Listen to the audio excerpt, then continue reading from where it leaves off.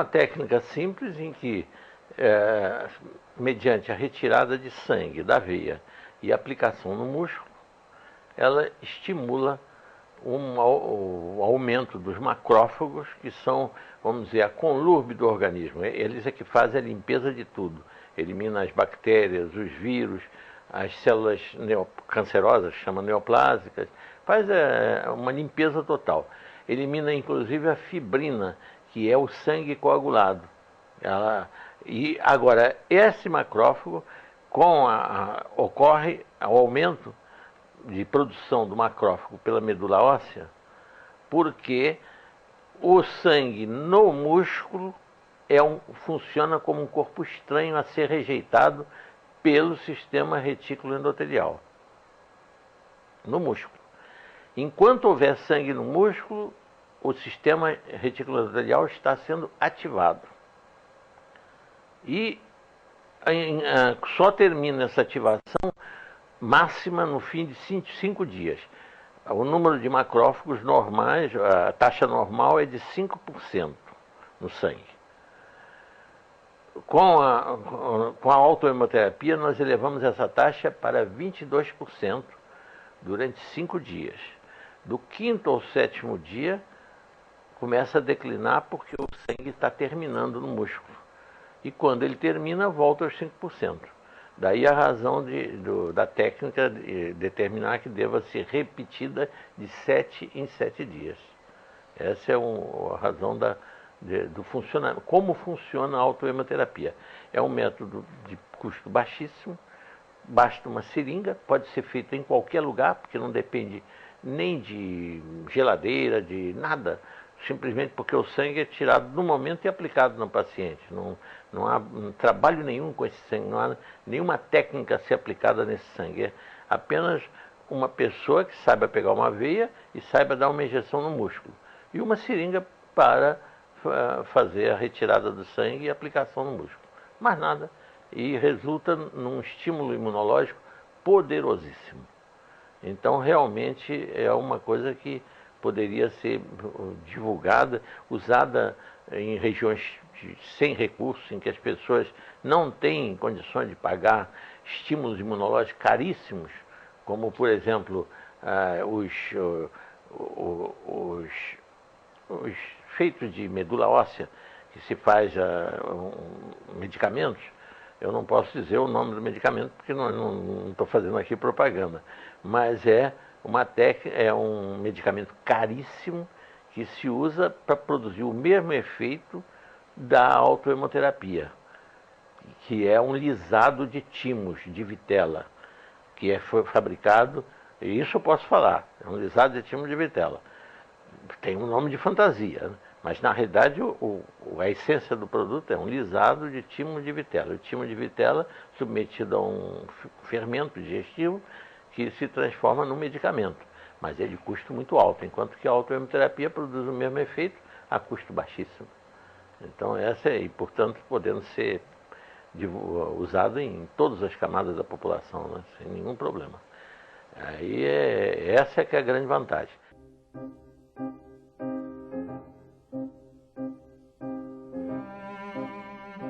Eu comecei a fazer a autohemoterapia, para aplicar, ainda quando estudante de medicina, em 1943, quando eu entrei para a Faculdade de Medicina. Eu entrei para a Faculdade Nacional de Medicina, que era na Praia Vermelha. E meu pai era professor dessa mesma faculdade. E ele era também chefe da enfermaria da Santa Casa, e era cirurgião geral. E ele me mandava, primeiro me ensinou como tirar sangue e aplicar no músculo, e ele me mandava para casa de todo paciente que ele operava. Eu tinha que ir na véspera da internação na Casa de Saúde de São José, onde ele operava, aplicar no paciente 10 ml de sangue, e depois, 5 dias depois, ele não esperava cair a taxa zero, não. 5 dias depois, eu fazia a mesma aplicação no paciente ainda internado, porque naquele tempo as internações duravam em média 1 semana. O que eu não sei é como é que ele tinha coragem de operar, eu auxiliando. porque eu só sabia era segurar os instrumentos e mais nada. Eu acho que ele operava era sozinho, porque o que eu sabia era apenas segurar os instrumentos, mais nada. O que eu tinha aprendido, a única coisa era aplicar sangue, tirar sangue da veia e aplicar no músculo, mais nada. E nunca houve problema nenhum. E ele teve com isso uma das taxas menores que eu já vi até hoje de infecção hospitalar. Porque ele fazia isso porque o trabalho do professor Gerson Teixeira, que foi feito especificamente para evitar infecções pós-operatórias e que resultou num prêmio de cirurgia, do maior prêmio de trabalho publicado em 1940, e foi traduzido em 2 línguas, para o francês e para o inglês, esse trabalho, foi um sucesso enorme. O trabalho de Gerson Teixeira. Meu pai usava essa técnica porque ele tinha lido o trabalho de Gerson Teixeira. Ele tinha 150 cirurgias, operações diferentes, as mais variadas, comparadas com outras 150 idênticas, em que numa teve 0% de infecções pós-operatórias, quando aplicado sangue. E na outra, em que ele não aplicava, a título de contraprova, ele não aplicava o sangue. As mesmas cirurgias, as mesmas operações. Ele teve 20% de infecções. Porque havia, naquela época, o grande problema era mais infecções pulmonares no pós-operatório. Porque a anestesia era feita com éter. E o éter irritava muito os pulmões. Então havia uma facilidade muito grande de infecções.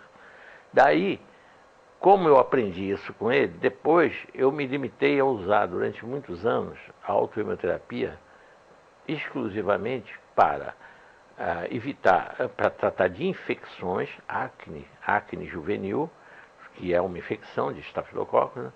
E também infecções evitar infecções de pacientes, que nesse tempo eu fazia, era também cirurgião. Então eu também usava o mesmo método. A finalidade era basicamente combater bactérias. Só a partir de 1976 é que eu passei a usar uma amplitude muito maior, graças a um médico, Dr. Floramante Garofalo, um ginecologista, que era assistente do diretor do Hospital Cardoso Fontes, em Jacarepaguá, e que era a pessoa que mais conhecia equipamento hospitalar do Brasil. Então ele já estava aposentado, tinha 71 anos, e ele foi chamado pelo Dr. Amauri de Carvalho, que era o diretor do hospital, para equipar o hospital, porque o hospital tinha sido um sanatório de tuberculose e foi transformado no hospital geral. Então precisavam as clínicas todas serem equipadas. E ele foi ser assistente do diretor. E eu era também assistente do diretor. Um dia, o professor Garofalo, o doutor Garofalo, ele, bom, vamos dizer professor mesmo, porque ele merecia ser chamado de professor. Ele chega se queixando de uma dor, uma dormência que ele estava sentindo na perna, quando caminhava, fazia uma caminhada de 100, 200 metros, tinha que sentar na rua, no meio fio, porque não conseguia mais andar. E eu então disse para ele, olha, Garofalo, você tem que ser examinado por um angiologista, e nós temos um excelente aqui, chama-se Dr. Antônio Vieira de Mello, é um excelente angiologista. É até primo, irmão daquele Sérgio Vieira de Mello, que morreu lá no Iraque.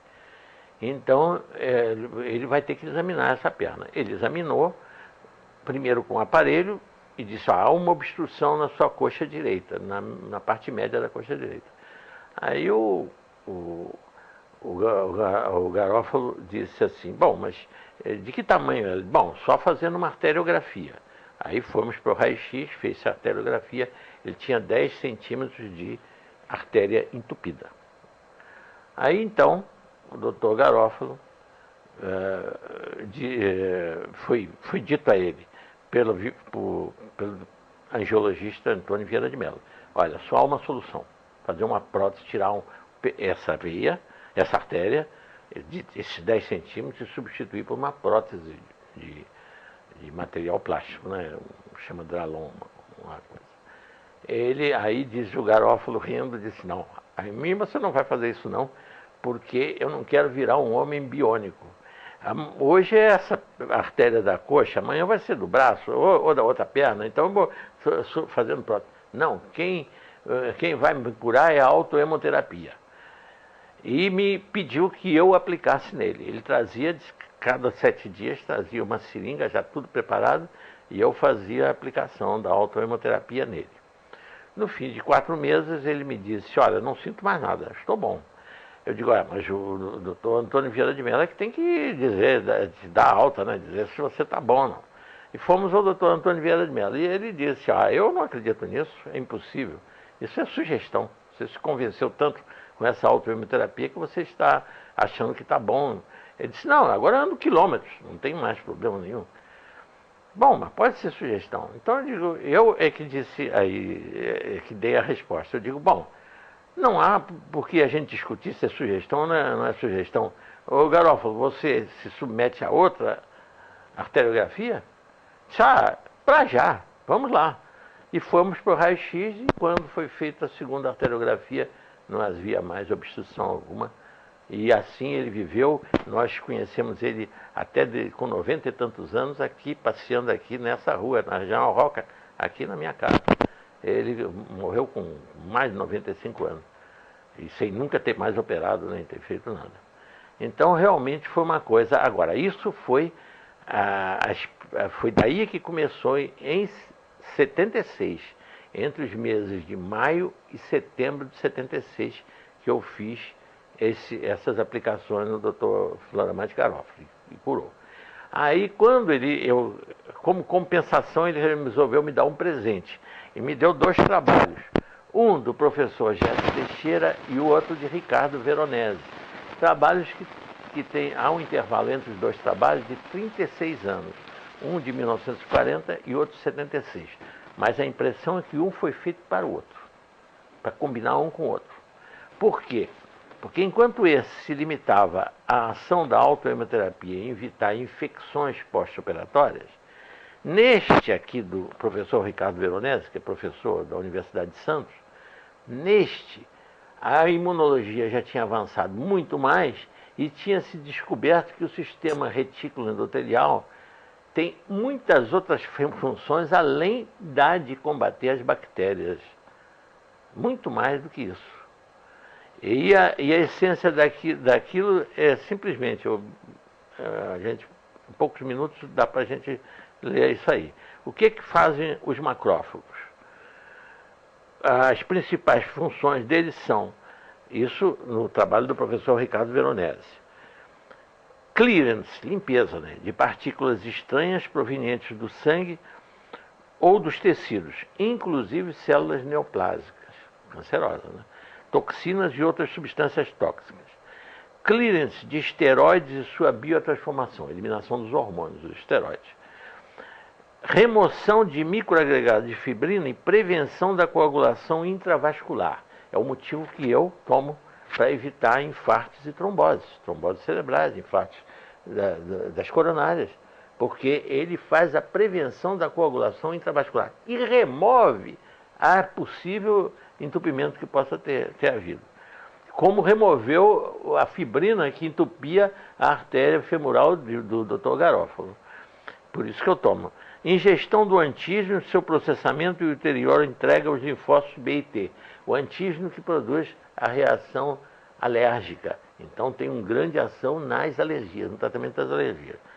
Biotransformação e excreção do colesterol. Metabolismo férrico e formação de bilirrubina.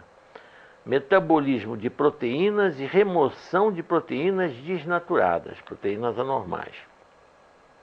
Detoxificação e metabolismo de drogas. Imagine, metabolismo de proteínas e remoção de proteínas desnaturadas. Hoje se sabe que essa doença encefalítica, a doença da vaca louca e tudo, é uma proteína que se chama prion, que é desnaturada. E ele, então, poderia ajudar no tratamento, ser um colaborador nesse tratamento dessas doenças, né? Respondendo por tantas e tão importantes funções, fácil de se entender o papel desempenhado pelo sistema retículo endotelial no determinismo favorável ou desfavorável de processos mórbidos tão variados como sejam os infecciosos, neoplásicos, câncer, degenerativos e autoimunes. Foi aí que eu vou contar depois um caso de onde comecei com tratamento de doença autoimune. Muito bem. Agora, o que é triste é que o que o professor Jesse Teixeira descobriu em 1940, em 1976, 36 anos depois, ainda estava sendo estudado em países do primeiro mundo em ratos. E aqui não teve a divulgação que deveria. E está aqui esse trecho aqui. Doenças degenerativas. O sistema retículo endotelial exerce papel importante na homeostase, quer dizer, manter o organismo saudável, inclusive dos lípides, das gorduras. Dessa maneira, tem-se demonstrado em animais que o sistema retículo endotelial está implicado na produção e excreção do colesterol, quer endógeno como exógeno. Conclui-se daí que a hipercolesterolemia e talvez a aterosclerose, o processo degenerativo das artérias que vão endurecendo, dependem do perfeito funcionamento do sistema retículo endotelial, podendo ser reduzida a taxa do colesterol sanguíneo através da imunoestimulação do sistema, conforme experiências realizadas em ratos na Universidade do Tennessee. Quer dizer, enquanto em 40 no Brasil o professor Jesse Teixeira descobriu em ser humano como estimular o sistema retículo endotelial, em 76, 36 anos depois, nos Estados Unidos, no Tennessee, estava se estudando em ratos, né? Estamos realizando experiências em tal sentido no serviço do professor Luiz V. Decur, em São Paulo. Quer dizer, então, a autohemoterapia é um recurso de enorme valor, porque com essa amplitude que o avanço da imunologia deu, porque antes realmente só se sabia que combatia infecções. Eu só usava, por exemplo, para reduzir o tempo de cura, por exemplo, de uma pneumonia. Dava o antibiótico e usava simultaneamente a autohemoterapia.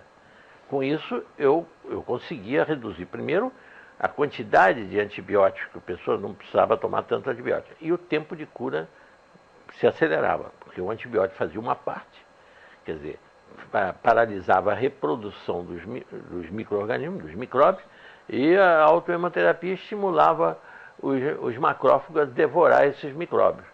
Então, complementava a ação um do outro. E com isso eu tive um resultado muito bom em doenças, em pneumonias até duplas, graves e tudo, conseguia resolver os problemas, associando os dois recursos. Um que paralisava a reprodução, porque muita gente pensa que antibiótico é bactericida. Não, antibiótico não mata a bactéria, ela só paralisa a reprodução das bactérias. Quem mata a bactéria é o nosso sistema imunológico, ele é que completa o trabalho do antibiótico. O antibiótico dá chance dele se ativar e vencer a infecção.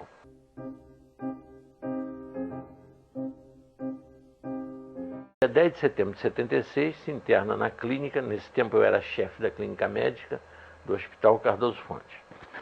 E tinha uma consultora dermatológica lá, doutora Rícia Álvares Florião, que trabalha aqui pertinho, na Praça Sãs Pena. Pois olha, ela fez o diagnóstico com 3 biópsias.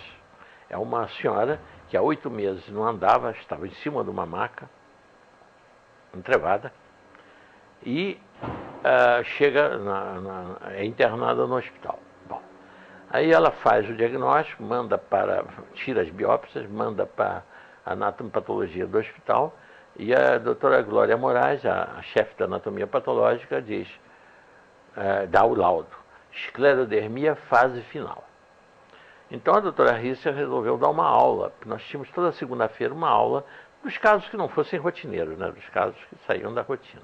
E esse era um caso bastante raro. Esclerodermia é uma doença autoimune que não é frequente. Então ela deu uma aula belíssima. Eu aprendi muito com ela, porque eu não sabia nada sobre esclerodermia. Sabia de ter lido livro, nunca tinha visto paciente escleroderma. E eu era o chefe dela, né? E ela deu a aula lá. Quando terminou a aula, quando estava terminando no prognóstico, para dizer o que tinha a fazer pela paciente, a doutora Rícia mandou a enfermeira levar a paciente. Eu entendi. E disse para ela, bom, agora chegou a hora de dizer o que tem que fazer pela paciente. Você mandou tirar a paciente para ela não escutar. Ela disse, é verdade, eu não tenho nada a fazer pela paciente. Eu digo, Rícia, você me entrega essa paciente para eu aplicar uma técnica que não é corrente, que chama-se autohemoterapia. Ela riu e disse assim, ela riu na frente do chefe, que era eu, e dos outros 2 assistentes, que eram meus assistentes. Então, Moura, eu fui residente médica, o senhor sabe que eu cheguei em maio dos Estados Unidos, eu era residente médica lá, numa clínica, para onde convergiam todos os casos de esclerodermia de todos os Estados Unidos. E a clínica não era mais nada do que um depósito de escleroderma. Não tinha mais nada a fazer. Então, o senhor acha que pode fazer? Eu digo, olha, eu vou agora em casa pegar os 2 trabalhos, os do Jesse Teixeira e que esse aqui, e do Ricardo Veronese, vou pegar esses 2 trabalhos e você vai ver que a ideia tem fundamento. Fui, levei uns 20 minutos para trazer os trabalhos, cheguei lá, li essas partes principais dos 2 trabalhos e perguntei a ela, e agora, Rita? Ah, tem lógica, pode funcionar, vale a pena. E eu então fiz, mas eu precisava, como ia fazer uma coisa nova num hospital, que ninguém nunca tinha feito, eu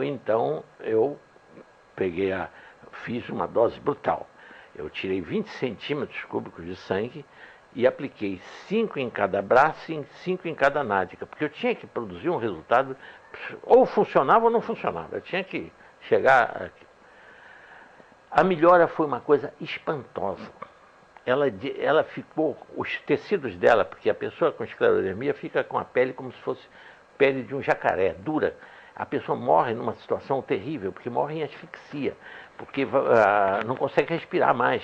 O pulmão não pode expandir, não tem condição de expandir, porque fica um bloco de madeira, como dizer, o corpo, né? Eu então fiz, e por incrível que pareça, 30 dias depois, no dia 10 de outubro de 76, essa paciente saiu andando do hospital.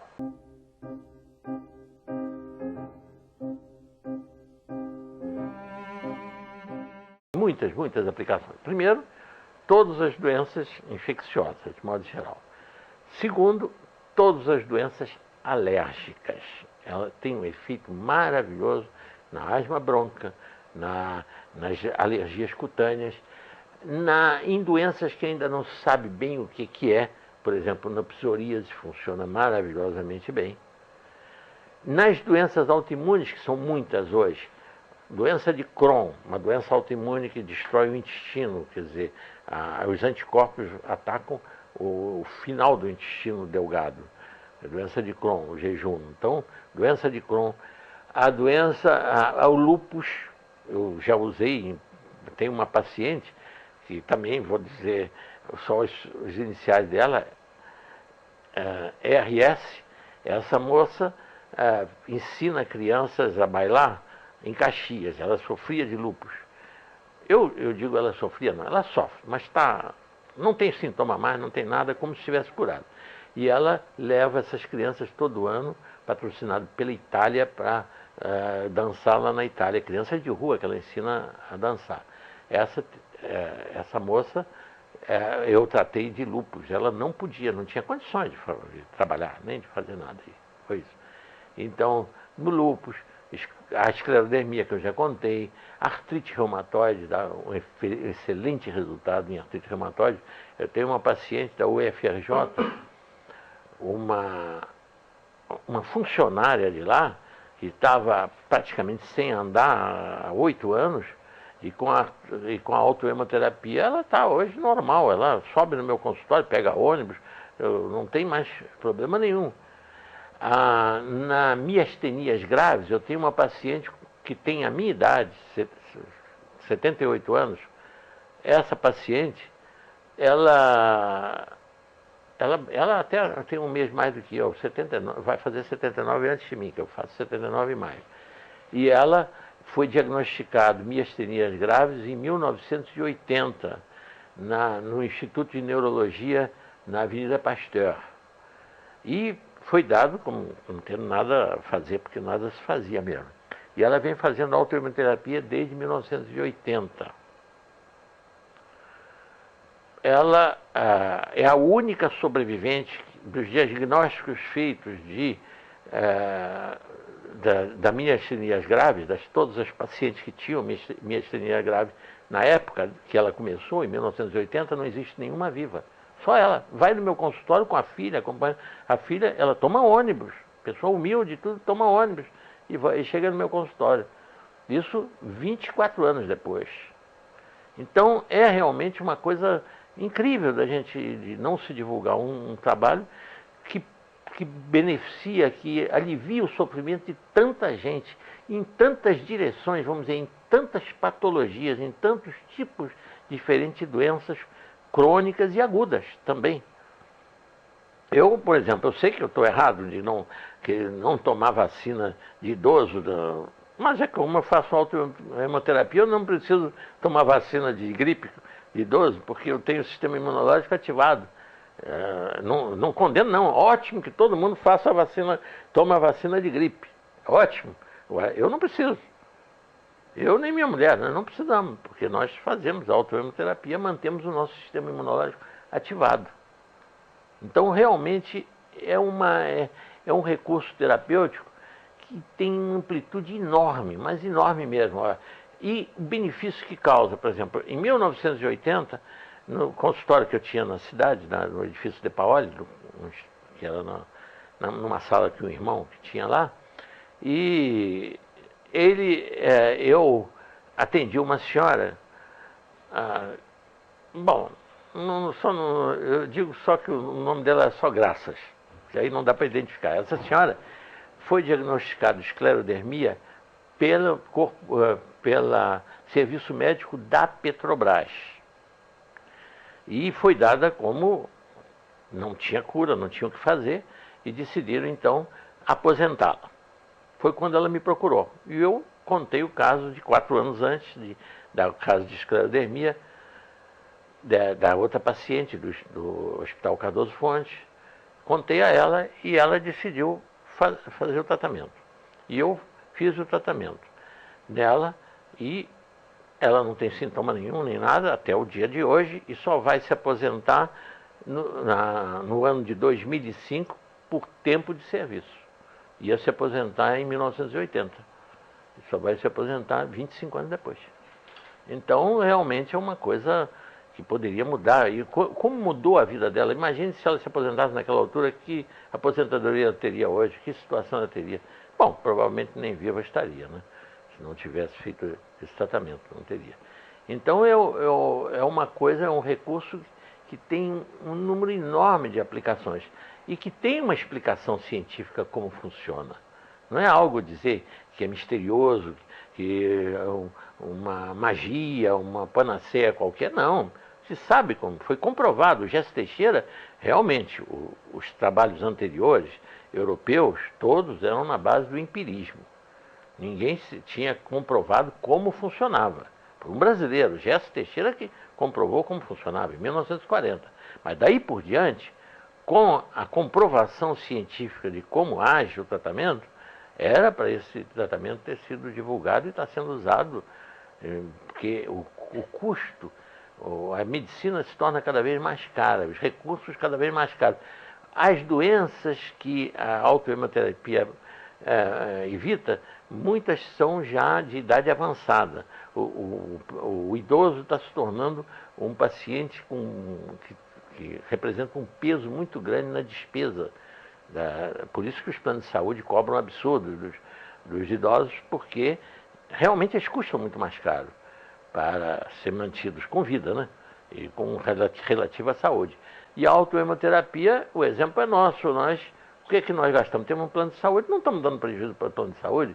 Minha mulher com 78, eu vou fazer 77, eu vou fazer 79. Nós sempre temos 2 anos de diferença. Só que de vez em quando ela fica um pouco mais velha e só ficamos com 1 ano de diferença. Aí é só isso essa é a única diferença, né, que há. Então realmente é uma coisa muito, muito valiosa esse tratamento. Eu espero é que a gente consiga ir divulgando e com o tempo a gente conseguirá realmente ir fazendo com que alguns colegas vão usando porque vão sendo pressionados pelos pacientes. Então, a verdade é essa. Quando eles veem o resultado, pacientes contam o resultado que tiveram e veem que não há como explicar, muitos saem pela tangente e dizem, isso é remissão espontânea. É a saída, para não admitir que foi autohemoterapia.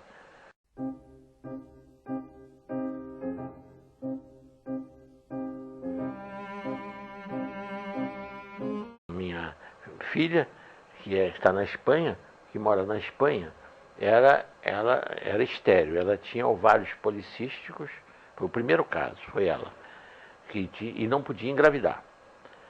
Ela, na Espanha, o médico lá, doutor Pedro, que veio a ser o obstetra dela, e fez os partos dos 2 filhos que ela teve, ele que fez a aplicação da autohemoterapia nela.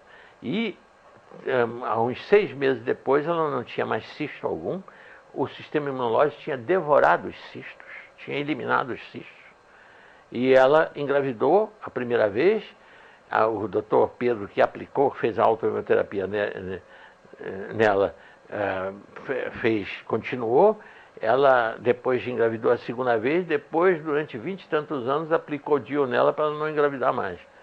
Aí inverteu o problema. Antes era estéreo e depois tinha que usar DIU para não ficar, porque já estava satisfeito com um casal de filhos, são 2 netos que eu tenho lá, de 20 e poucos anos, né? Uma de 22, 23, outra de 21. Uma é agrônoma e o meu neto é imagem e som, que é mais novo do que ela. Então, aquilo foi depois eu usei muitos pacientes aqui, já resolvi muitos casos de cisto de ovário. E de mioma também. O mioma é devorado pelo sistema imunológico. Então, realmente é uma coisa de enorme valor. E eu espero que agora haja uma divulgação maior, que a gente consiga essa divulgação.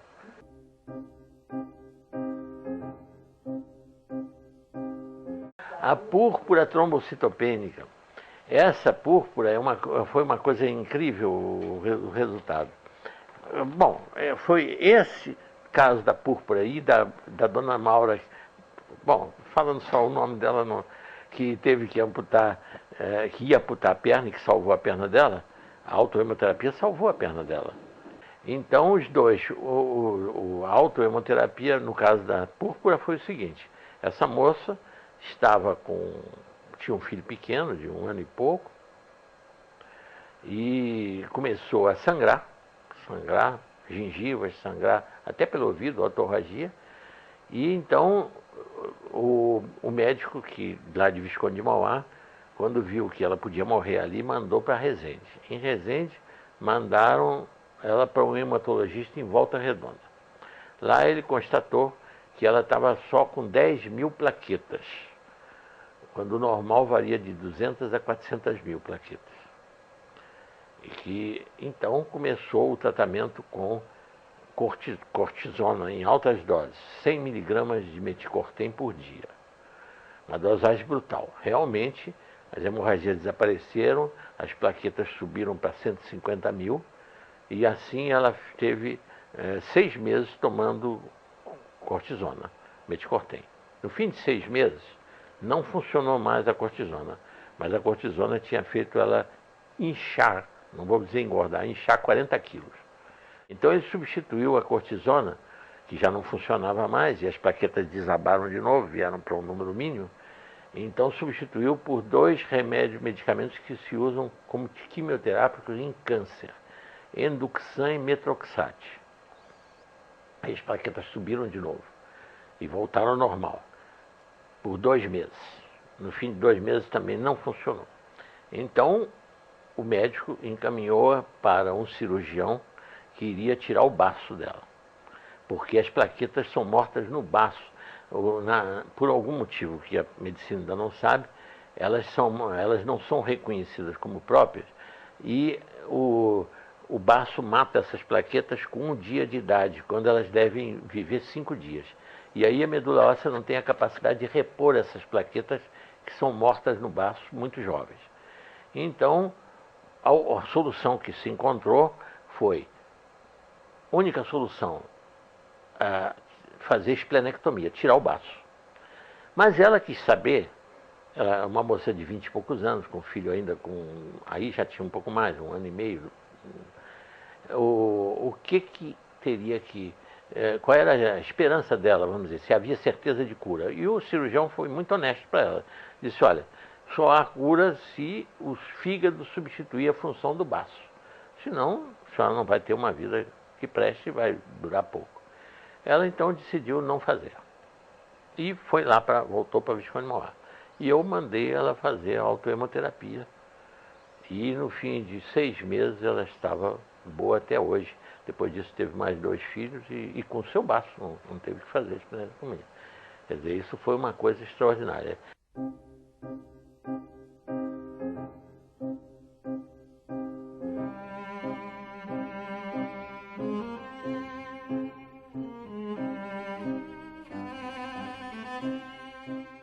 Essa senhora que aluga cavalo, Dona Maura, e uma aranha armadeira, que é a pior das aranhas, pior do que a aranha caranguejeira, viúva negra, pior do que essa, embora seja pequena, chama armadeira porque ela dá um bote, ela é marrom e dá um bote. Ela gosta de viver no meio de madeira velha.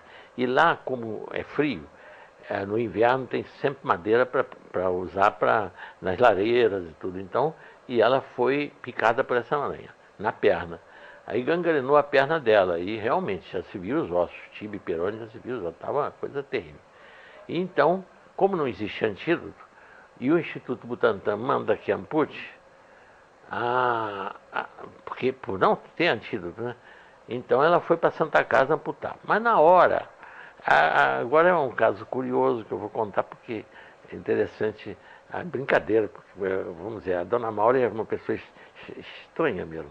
É muito engraçada até, mas merece contar. E ela foi certa, ela fez o que é certo, só que ela não entendeu bem o que era o motivo, né? Então, ela foi lá para amputar a perna e na hora que estava já, ela pensou que era um curativo que iam fazer. Quando disseram, ela já amarrada na mesa de operações, que era para cortar a perna, ela começou a gritar e pediu para que soltasse. Disseram que não, que ela ia morrer se não amputasse a perna. Então ela pediu que viesse lá na Santa Casa, chamasse o delegado. E o delegado veio e disse para ela, bom, se a senhora assinar um termo de responsabilidade, os médicos lhe liberam. Mas a senhora vai ter que assinar um termo de responsabilidade, porque eles dizem que a senhora vai morrer gangrenada toda. E ela resolveu assinar. E voltou para Mauá pensando em morrer. Aí me mandaram e eu fiz a autohemoterapia nela. Só que eu me lembrei, aí juntei mais outro recurso, me lembrei, tinha um médico francês, cirurgião de guerra, de 14 a 18, chamava-se Pierre Delbé, que salvou inúmeros membros amputados com uma solução de cloreto de magnésio que ele fazia com 20 gramas com 2 litros de água, para ficar isotônico. E ele lavava as feridas com esse cloreto. E ele salvou inúmeras pessoas que tinham gangrena. Então eu acho que ele juntou as duas coisas. A ação dessa solução, que ele funcionava como um poderosíssimo desinfetante, e a autohemoterapia, que funciona como um poderoso estímulo imunológico. Então juntou as duas coisas. E em mais ou menos umas 2 ou 3 semanas, Dona Maura estava com a perna curada. Mas aí vem o lado da brincadeira.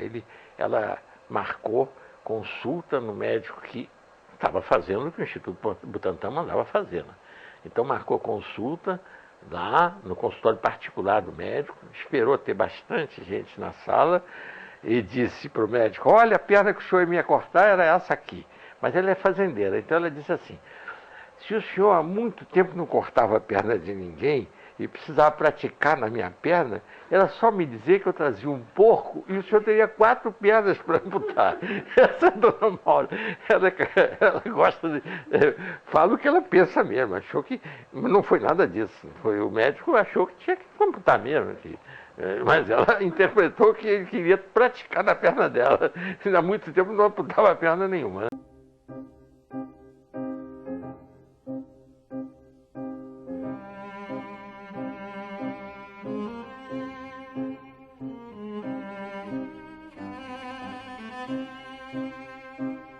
Tem, mas não é a mesma coisa não, porque é uma doença mais degenerativa, não é tanto uma doença de autoimune, de autoagressão por anticorpos, não. Uma doença que a bainha de mielina, a parte branca dos nervos, é destruída, se supõe por genético, que a pessoa já nasce com uma tendência àquilo. Há uma frequência grande nas famílias que sofrem de esclerose múltipla de ocorrer mais pessoas. É uma doença até que dá muito mais em mulher, há muito mais frequência na mulher do que no homem. Da mesma maneira que a hemofilia, a mulher não sofre, no caso, e o homem que sofre, mas não transmite, e a mulher não sofre, mas transmite, na esclerodermia, na esclerose múltipla. Agora, eu usei em esclerose múltipla e a paciente teve não houve reversão, como no lúpus, na artrite reumatoide, não houve. Mas há muitos anos ela está durando em situação boa. Já não poderia estar viva há muito tempo. Quer dizer, pelo menos estaciona ou pelo menos retarda a evolução. Há um benefício.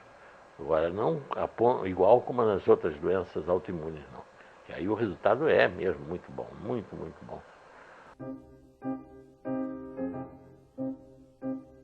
Essa menina era uma menina chama mal asmático, que é uma asma extremamente grave. Ela vivia se internando para ir para oxigênio, porque era coisa grave mesmo. Madrugada ela tinha que levar a filha para isso. E então alguém indicou, porque eu faço tratamento de asma, sempre uso autoemo nesse caso.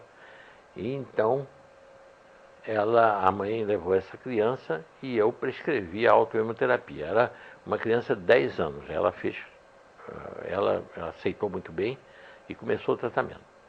E eu mandei que, como era um caso muito grave, normalmente eu mando os pacientes voltarem 2 meses depois, mas nesse eu mandei 1 mês. E ela não aparece. Quando chega no fim do mês, não aparece. Passando quase 2 meses, chega a mãe com a criança, mas constrangida mesmo, só faltando querer se enfiar debaixo da mesa, de tão constrangida. E a mãe disse: olha, o senhor me desculpe, eu não trouxe minha filha, porque houve um caso, e o caso foi o seguinte: eu, quando fui tirar a receita da pediatra que trata ela desde os 9 meses de idade e virou amiga da família, frequenta as festas de aniversário, é uma amiga da gente, saiu a sua receita. A médica viu a receita de autoemoterapia, né? E disse: isso não existe, pelo amor de Deus, não faça isso em sua filha, a senhora vai matar. E ela, para mim, já é como uma filha, eu gosto dela. O que é verdade, ela gostava mesmo, era 9 anos e meio paciente dela, né? E ela já frequentando a casa, tudo. Então eu disse: pelo amor de Deus. Tal. Mas isso aconteceu 3 semanas depois dela sair do meu consultório. E a menina já tinha melhorado. Tinha passado sem se internar esse período. Ela praticamente toda semana estava internada. Bom, então a mãe decidiu não fazer, porque tinha confiança numa pessoa. Eu tinha sido a primeira consulta que ela tinha levado a filha. E a outra, 9 anos e meio de convivência. E não fez. Só que, quando completou 1 mês e pouco, começou ela a piorar de novo. Aí quem exigiu que levasse no consultório foi a filha. Então, chega a filha: se eu quero continuar esse tratamento, eu me senti bem, eu quero continuar. Então, ela diz: mas eu tenho que falar com o médico. Aí eu contei a ela, nesse dia os meus clientes ficaram mofando lá na sala de espera, porque eu levei 2 horas com essa mãe para explicar o que era a autoemoterapia, para ela sair acreditando que não havia risco nenhum, que tive que dar N exemplos para ter certeza que a coisa ia continuar. Só que, a horas tantas, ela disse para a filha: tudo bem, eu vou fazer, mas você vai ajoelhar aqui e jurar que não vai contar a médica. E fez a filha ajoelhar e prometer que não ia contar. E esse segredo foi mantido 1 ano. Eu dei alta para ela 1 ano depois. Curada, não tinha mais nada, nunca mais teve crise de asma. Mas aí, só que a mãe chegou com um problema de consciência no final do ano, quando eu dei alta. Disse: e agora? A médica acha que o que curou foi o tratamento dela que levou 9 anos para fazer efeito, mas finalmente acabou fazendo efeito, porque ela tem certeza que eu não continuei com aquele tratamento. E eu continuei. E isso para mim é um problema de consciência, porque ela tem tantas, ela é uma alergista, tem tantos pacientes com o mesmo problema que poderia beneficiar. E eu estou com problema de consciência. Aí eu disse para ela, bom, o problema é seu, não é meu. A senhora é que tem que contar. Disse, mas eu fiz minha filha jurar que não ia contar. Como é que eu vou fazer com isso? Ela também vai ter que confessar? Não, a senhora que fez ela jurar, o problema não foi dela. O problema é seu. E eu não sei como terminou essa história. Como é que terminou? Se ela acabou contando, não sei. Porque eu dei alta e nunca mais a menina teve nada. Então, acabou a arma dela.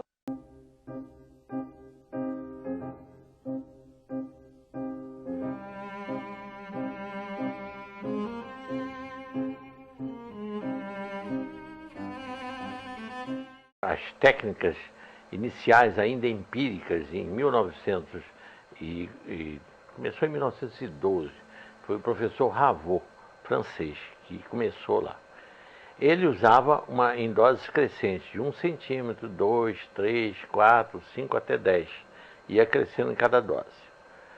Depois, o Gesso Teixeira já não fazia assim, ele dava logo uma dose única, e como ele interessava uma dose, quer dizer, para evitar a infecção pós-operatória, então ele dava logo 10 ml de uma vez, e 5 dias depois fazia outras 10 ml, que era como eu comecei aplicando por ordem de meu pai, quando operava os pacientes, era exatamente assim.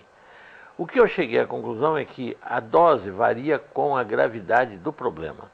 Vamos dizer, 5 ml para uma doença que não seja muito séria, não é um lúpus eu só uso 10 ml, lúpus, miastenias graves e artrite reumatoide eu uso 10. Quando é uma alergia, vamos dizer, uma reação alérgica, uma asma, normalmente é 5 ml, basta 5 ml. Rinite, 5 ml. Não há necessidade de doses maiores. No casos desesperadores, como foi o caso da esclerodermia, o primeiro caso que eu tratei, em 76, eu usei 20 ml iniciais, porque eu precisava dar uma resposta violenta para paciente sair de uma situação que estava praticamente esclerodermia fase final, não tinha nada para fazer. Então, tudo valia. Pode-se fazer a autohemoterapia durante 10, 15, 20 anos. Eu, por exemplo, tomo há muitos anos. Mais de 15, 20 anos que eu faço autohemoterapia. Agora, não há nenhuma contraindicação. A gente eu venho fazendo porque eu viso evitar doenças que deveriam se incorporar no meu dia a dia, porque com a idade que eu fui avançando, eu passei pela idade dos acidentes vasculares. Muito bem, então tomava para evitar o acidente vascular, tanto cerebral quanto cardíaco, né? Agora estou tomando porque também me protege contra o câncer, mantendo o meu sistema imunológico ativado. Eu tenho sempre macrófagos prontos para devorar as células que com a idade, ou até jovem, até aparece, porque célula cancerosa de vez em quando é como numa fábrica, um controle de qualidade. Existem sempre produtos que não saem corretos. E tem que haver um controle de qualidade. O nosso controle de qualidade é o sistema imunológico, que faz o controle de qualidade das nossas células. Então isso realmente é necessário. Não há limite de uso, de tempo. Pode-se usar uma vida inteira. Eu mando os pacientes fazerem assim. Faz uma série de 10 aplicações, depois descansa um mês. Alguns casos que nem precisa, é só como prevenção, descansa 2, 3 meses, depois faz outra série. Seria, vamos dizer, para usar de forma permanente, agora com intervalos, dependendo os intervalos da finalidade com que está sendo aplicada a autohemoterapia. Se for apenas preventivo, pode fazer intervalos grandes. Se for visando um problema, uma doença que já houve e que tem que ser mantida sob controle, aí faz intervalos menores. Faz 10 aplicações, 30 dias de intervalo e tudo. Quando chega muitos pacientes eu começo com 10 ml na fase aguda da doença e depois eu reduzo para 5. por semana, porque não precisa mais. E tem pacientes, agora vou dar o exemplo do caso que a minha vizinha lá de Visconde de Mauá, que tem uma casa lá, ela teve uma doença que ia cegá-la, ela teve toxoplasmose e já estava com 20% da visão. Então, um dia, uma amiga dela nos encontrou na estrada e contou a história e eu, então, prescrevi a autoimunoterapia para ela. Ela, por conta dela, quando viu que melhorava, ela aumentou de 10 para 20 ml. Tomava 10 em cada nádiga, 20 ml. E ela recuperou 80% da visão. E ela até hoje faz. Isso já tem mais de 10 anos, bem mais, né? E ela até hoje ela faz isso aí. O intervalo entre uma aplicação e outra é de 7 dias. Casos raros que eu faço de 5 em 5 quando eu quero manter o nível de macrófagos no nível máximo, de acima de 20%. Quando não há necessidade disso, quando a infecção ou o problema está sob controle, eu então faço de 7 em 7 dias, porque dá para reativar no 7º dia e volta de novo aos 20%. Porque faltou eu explicar que do momento que se aplica, faz-se a autoimunoterapia, leva 8 horas para a taxa de 5% chegar a 22%. Cada hora vai subindo. O Jesse Teixeira, a técnica que ele usou para comprovar a ação da autoimunoterapia, foi uma coisa muito simples. Simples porque depois que a gente lê, né? Porque a descoberta que é difícil. Ele descobriu que, usando uma substância cáustica que se chama cantárida, e passando na coxa, forma-se uma bolha. Aí o que ele fez? Ele resolveu tirar o líquido da bolha e contar o número de macrófagos. E constatou que tinha 5%. Aí fez vários dias de uma bolha e constatava que era 5%. Aí fez a autoimunoterapia e começou de hora em hora a tirar umas gotas dessa bolha. A cada hora o nível de macrófagos ia subindo e no fim de 8 horas chegou aos 22%. E ele constatou que durante a semana toda, os 5 dias manteve sempre os 20%. Todo dia ele tirava e mantinha os 20%, 22%. Do 5º ao 7º dia é que começou o declínio. Então ele fez isso em coelhos. Ele fez a autoimunoterapia em coelho. E verificou que terminava a ação da autoimunoterapia quando o sangue terminava, porque ele sacrificava o coelho e verificava. Voltou de novo aos 5%, foi ver no local que tinha sido aplicado o sangue, já não existia mais sangue. Mas a autoimunoterapia também é usada em veterinária. Se usa em vaca que tem uma doença vírus que chama-se figueira, como verrugas que nascem no focinho da vaca e que realmente prejudicam muito, muito a vaca. Aplicando a autoimunoterapia que eles fazem com 20 ml na vaca, em 2, 3 dias cai toda a figueira, cai todas aquelas verrugas que a vaca tem e desaparece tudo. Isso é uso veterinário. Em músculos do braço, às vezes tem pacientes que querem que aplique os 10 ml logo no músculo, num braço, só para não levar 2 picadas. Eu sou contra. Eu acho que o músculo do braço, o deltoide, comporta 5 ml. Bem, não há problema nenhum. Agora, na nádiga, sim, a gente pode aplicar os 10, o músculo glúteo tem a capacidade de receber 20 ml, de 10 ml. 10 ml. A dona Malu, essa que eu contei, da toxoplasmose, aplicava 10 em cada nádiga, porque ela queria um efeito máximo que podia por causa da vista dela, né? Que ela queria salvar a visão, né? Mas isso foi ela mesma, isso não fui eu que receitei os 20 ml assim, não. Isso foi a própria paciente que decidiu tomar de 20 ml para ter um resultado mais eficiente, né? Então, a dosagem, há casos que eu acredito, e dependendo também, teria que ser feito um estudo, qual a necessidade real. Por exemplo, se tem relação essa quantidade, é uma coisa que eu já vim pensando nisso. Qual seria a relação entre o peso corporal? Porque as dosagens dos medicamentos variam em função do peso corporal. A dosagem que uma criança toma de 30 quilos é muito menos do que uma pessoa de 70.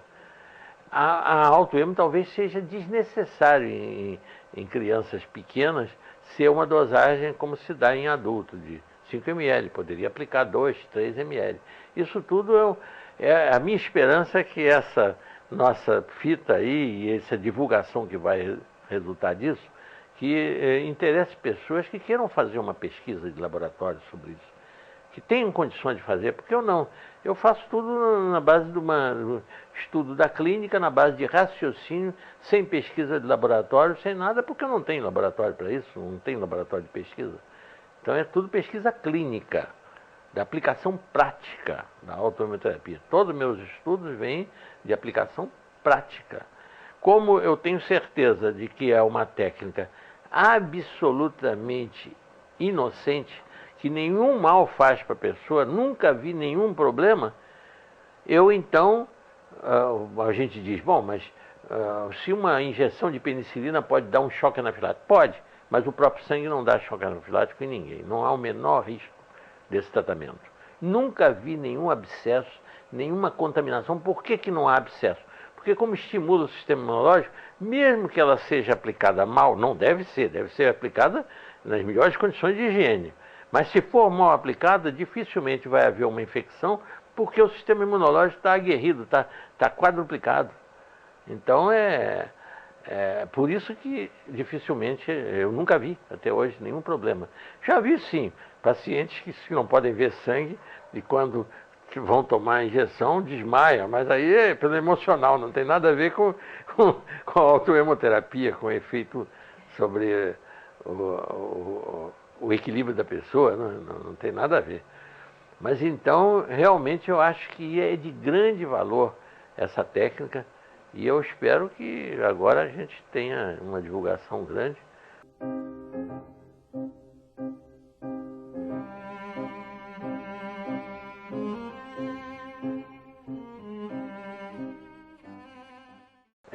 Eu fui, anos atrás, eu sempre fazia uma parada para fazer um lanche quando ia para Visconde de Mauá, num posto de gasolina, que tinha também lanchonete lá, que chama-se Olá. Muito bem. Paramos ali e eu vejo uma menina, um horror. Mas olha, ela era violeta, violasse a pele, mas uma coisa, eu nunca tinha visto acne igual. Nunca tinha visto coisa igual. Pior eu nunca vi. Até hoje. E eu vi aquela menina e eu digo, coitada, uma menina com certeza, uma menina pobre, né? Não tem recursos e está assim, tá desse jeito. Eu vou fazer um ato de caridade, eu vou eu vou dar uma receita para ela, embora ninguém esteja me chamando para dar receita, mas eu vou dar uma receita porque eu curo isso com a autoemoterapia, tranquilamente. Eu curo.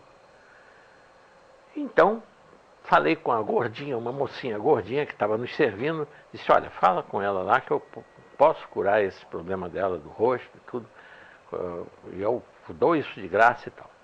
Mal eu sabia que essa menina era filha, veio a mãe dela, ela era filha do dono dos postos de Olá, o posto embaixador e o posto presidente, onde existia até o McDonald's.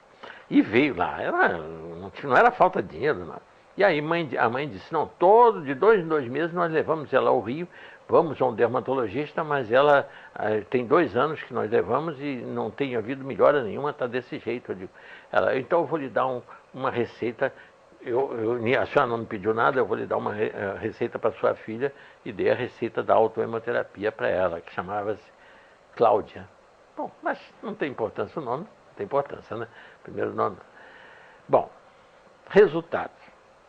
Essa menina foi a receita mais cara que até hoje eu já prescrevi.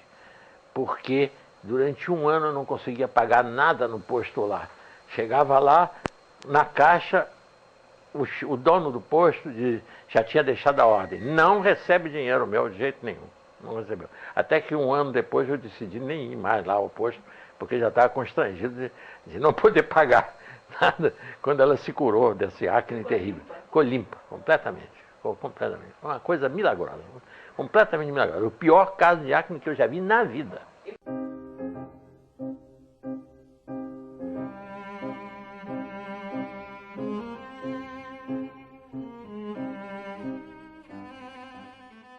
Eu faço, não tem problema. Então, não, eu tenho aí, o que não falta aqui, não falta material para fazer autoimunoterapia. Aqui em casa é artigo de primeira necessidade.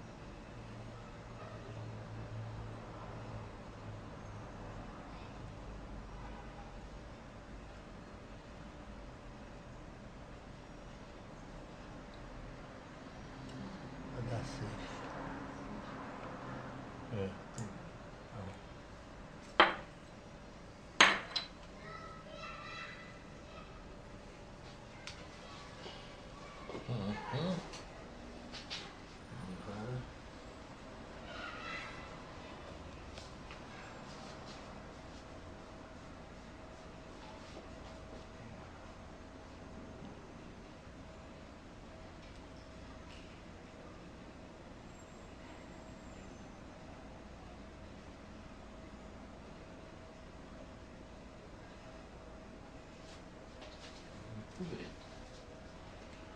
Pronto. Está feito. Uma coisa simples, né?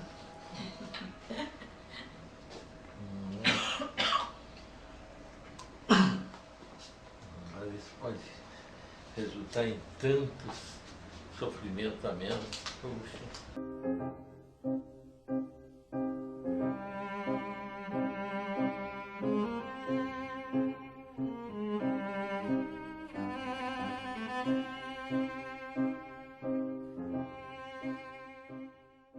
O paciente não foi uma cura rápida, não. Levou mais ou menos um ano para ele, para a pele dele mudar completamente e deixar de apresentar aquelas, como se fossem escamas de peixe, e a secura também da pele, que era muito grande mesmo, dava uma aflição, ele sentiu um prurido, uma coceira terrível, ele não podia se controlar, e ele era um auxiliar de enfermagem, isso prejudicava o contato dele com os pacientes ficavam com medo dele. E com esse tratamento, com a autohemoterapia, ele foi gradualmente melhorando. É verdade que eu dei também vitamina E, remédios que atuaram na pele, vitamina A, mas o que realmente atuou foi a autohemoterapia. Foi o mais importante de todo o tratamento, foi a autohemoterapia. Dei minerais também para ele, porque a pele dele não tinha vitalidade nenhuma, era uma pele ressecada, como se fosse estrias, toda ela estriada, e com aquelas relevos, que é como se fosse escama de peixe. Agora, é o único caso que eu tive de ictiose, de tratamento de ictiose. Eu não me lembro de outro caso assim tão claro de ictiose, né?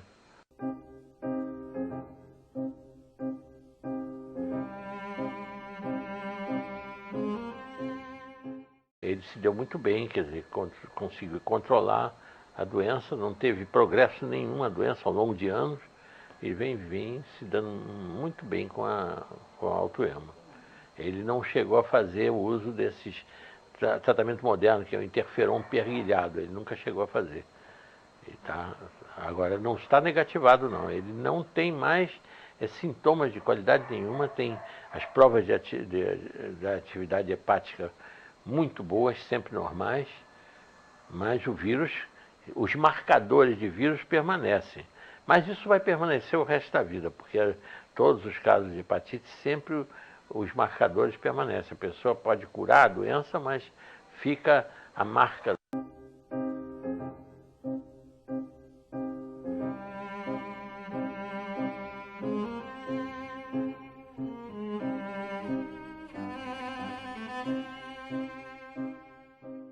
Mulheres grávidas podem fazer autohemoterapia. Não há perigo nenhum, amamentando. O leite vai conter mais anticorpos do que se ela não fizer autohemo. A criança vai receber um reforço imunológico, né?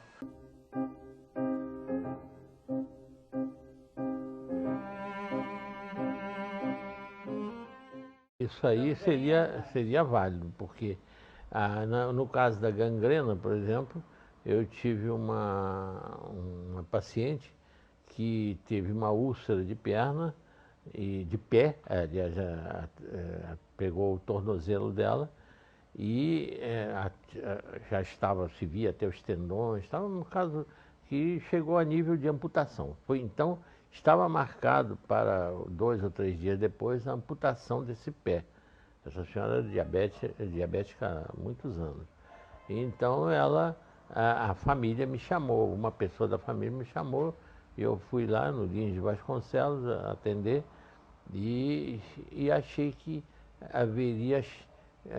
deveria ser tentada a autohemoterapia nesse caso, que ainda havia possibilidade de evitar essa amputação.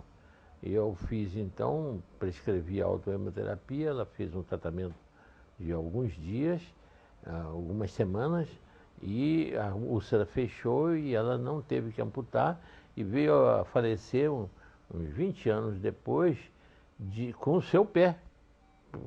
Ela faleceu ainda consequente à diabetes, porque ela faleceu em consequência de um acidente vascular agudo, um infarto do miocárdio, e a diabetes produz esses acidentes vasculares, né? É um fator que desencadeia, né? E ela foi a falecer disso, mas morreu com o pé que ia ser amputado uns 20 anos antes. Quer dizer, ela ganhou 20 anos de uma qualidade de vida maior, porque já que ela podia caminhar, andar perfeitamente, tudo, e sem o uso de nenhum aparelho, sem nada. E na cegueira? Na cegueira, o que há é isso, é que a diabetes produz uma arterite, uma inflamação na íntima das artérias. É por isso que leva à cegueira, a falta de oxigenação dos tecidos em função do entupimento. Como a autohemoterapia pode realmente influenciar em alguma coisa, porque ela dá uma proteção maior à célula. Ela aumenta a resistência da célula a essa irritação da glicose. Não que ela cure, ela não atua na diabetes, mudando ou curando o paciente da diabetes, não, de maneira nenhuma. Mas ela, pelo menos, protege a célula. E as consequências, os efeitos adversos, levam mais tempo para ocorrer. É uma forma de retardar a destruição celular que ocorre em função da diabetes, né? E vai afetando todo o sistema vascular, né? Não afeta só os pequenos vasos, não, afeta até os maiores depois. É uma doença que precisa ser combatida com muitos antimedicamentos que atuam contra os radicais livres. Não é só controlar a glicose, é necessário evitar a agressão à célula pelos radicais livres. Isso aí com vitamina E, vitamina C, selênio, várias substâncias protegem a célula, né?